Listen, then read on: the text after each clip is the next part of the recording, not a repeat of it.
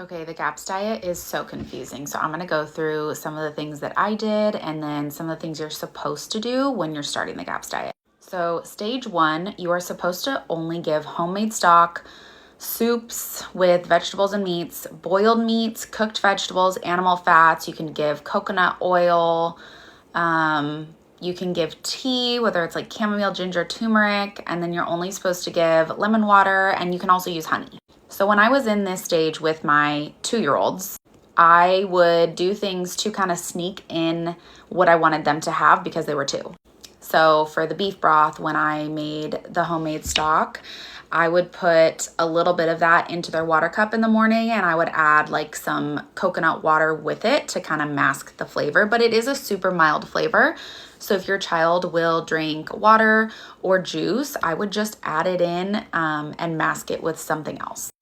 For stage 1 also, because you're not supposed to have like any flour or any fruits really, I gave my kids primarily super clean bacon for breakfast. For lunch, I was doing things like a turkey burger, and I think I made like some chicken meatballs with some grated zucchini in there. And anything I made them, I made sure to add like extra animal fat, so like duck fat or beef tallow. After stage 1, I moved into the full GAPS diet. I did not go to stage 2, but stage 2 is you're supposed to continue everything from stage 1, but now you're supposed to add egg yolks. You can do casseroles, and then into stage 3, you can have avocado that's ripe. You can have homemade pancakes, and that's when you use squash.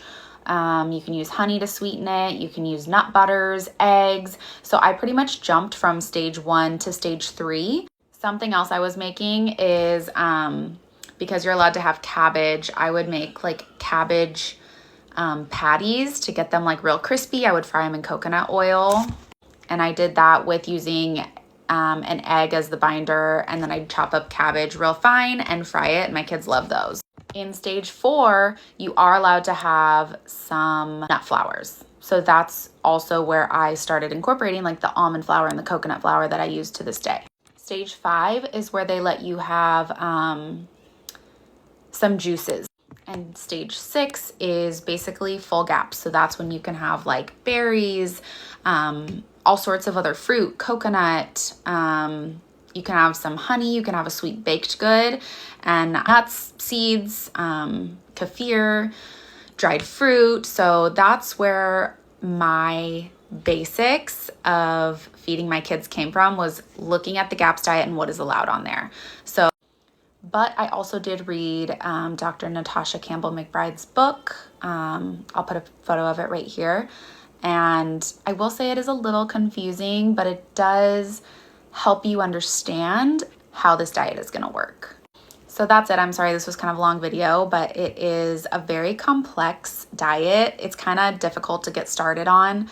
And that's why I started making videos on it, because when I started my kids on this, I went looking to TikTok to help me, and there was nothing on it. So I hope that's helpful. If you have any questions, let me know.